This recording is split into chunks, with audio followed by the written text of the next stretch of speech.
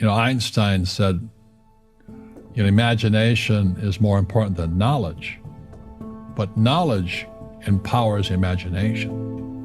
And what most people lack is real business knowledge, like accounting, like debt, like taxes. You got to know that stuff, but they don't teach it in school to anybody. So, and then when people ask me, how did your rich dad learn this when your poor dad, a PhD, didn't? And the answer is very simply, my rich dad was my best friend's father. His father died when he was 13. So rich dad had this family business at 13 to run.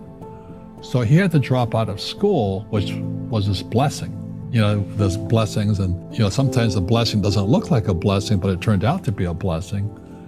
And then his teachers became his bookkeeper, his accountant, his attorney, his banker, his real estate agents. So he has what I call real teachers, not these fake teachers in school. You see, most teachers in school, they're out of ethics. They teach subjects they themselves don't practice. I had the same problem in my MBA program. I got into arguments with the marketing teacher because the guy didn't have a business. And then I got into arguments with the accounting teacher because the accounting teacher didn't know accounting. I knew more about accounting than him because I actually worked in bookkeeping in my rich dad's companies. And so I'm not an accountant, but I understand accounting. So that was the end of my school years because I understood what a fake teacher is. A fake teacher is somebody who just wants a job and they'll teach anything. They teach how to shine shoes if you pay them more money. But they really don't know what they're teaching. For example, my calculus teacher, went to military school in New York, and I asked the teacher, I said, I'm in my third year of calculus now. It was called strength of materials. I said, am I ever going to use this stuff? He goes, no. I said, why do you teach it? He says, because I get paid. I said, do you ever use it? He goes, no. And that's why, you have to, in life, one of the things I suggest to people, you got to find a real teacher versus a fake teacher. And a fake teacher is somebody who doesn't do what they teach. And a real teacher is doing what they teach every day. So my accountants, my attorneys, they're in it every single day. And that's how I learn, because every day I'm solving problems in my business. So I have accountants and attorneys and bankers and all these people on speed dial because I'm solving problems with my team. So in school, they have these things called now trigger effects. So you can't, as a teacher, you can't say anything that might upset the student.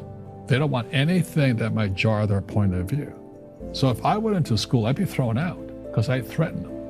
And to me, isn't school about opening your eyes and minds to new ideas? But that's now out of the system. So everybody's got to be PC, politically correct now. And it's killing us. It's killing the brains of our kids. They're going backwards. But in their minds, they're more enlightened. But if I didn't have ideas that shook me, I wouldn't learn anything new. But now these trigger mechanisms, like they don't let you have peanuts anymore. So that they found out if you take peanuts away from a child, their propensity to have peanut allergy goes up. So you get out the child, you say you can't have peanuts. So 17% will find out they're allergic to peanuts. But if you gave kids peanuts, only 3% would be allergic to peanuts. He says we're actually making our students weaker in school. My success comes from spirituality, not finance. And what happened was when my wife and I started Rich Dad back in 1996, actually, we left the spirituality out. And then the corporate types came in, the MBAs and the accountants and attorneys, and they tried to make it into a business. And I said, no, we're just a bunch of merry men who are kind of like Robin Hood in this game. But, unfortunately, the poor, as was in the Bible, I'm not real religious, the poor will always be amongst us. It's in their words, and the words become flesh. Again, I'm not really religious. I flunked out of Sunday school also. But when they say I can't afford it or I can't do that, they go down. They become what they say. And I made so many people, I can't afford it. You think I made of money? Poor people say I can't afford it, I can't do that, I don't have time. Because it's an escape. It's an escape. It's easy to say I can't afford it. Oh, I'm too tired. Oh, I can't go to the gym. when you could go to the gym, how can I afford it? How can I do that? What would it take, or why should I do that?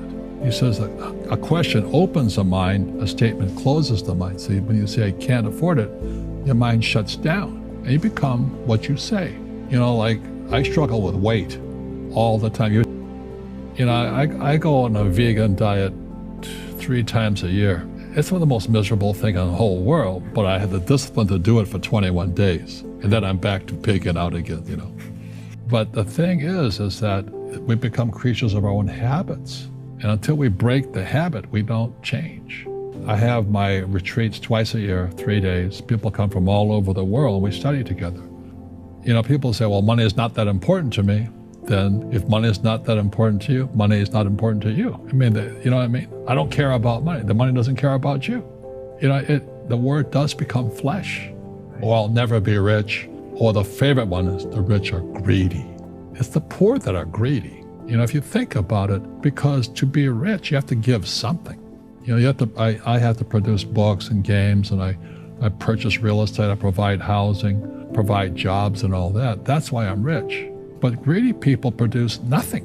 Oh no, it's the rich that are greedy. And I'm going, hey, sports fans, you point a finger forward, 3 are pointing backward. And so as we know, there's a big attitude problem against the rich today. Well, because it's a business, I can't force anybody to do anything. But we study spiritual books. Like the last book we studied was The Power of Now by Tolle. And then before that, we studied those types of books. We also study finance books. But then I encourage meditation and this process called clearing. Tolle talks about we have pain bodies in our, it's like maybe your father did something to you 50 years ago. Well, that pain is still there. And meditation doesn't get to it. So there are people with the precision, it's like a laser guided to go in there and remove the mental and emotional pain. So there are processors who can do that. So at our events, we have these processors and they're made available to people. Now, does everybody participate in it? No. And so the people right now who are sitting at home, who are struggling financially or worried about money or unhappy, they may be making a lot of money, but unhappy with what they're doing, it was probably taught to you. Your superego was taught, get a job, work hard, or you'll never be rich, or the rich are evil, or whatever. Just like most pro athletes, they make millions of dollars, and 65% are bankrupt 5 years later. It's because they come from poor families. Now you tell them that, they get very angry at you. It's the rich fault. It's you guys ripped me off, and government ripped me off. But unfortunately, what Mr. Lipton was saying, it's passed down genetically. That's the frightening thing. So what Mr. Lipton was saying, what Trump and I are saying, and Jim Rickards and Nomi Prinz, we're saying we got to change what we teach our kids.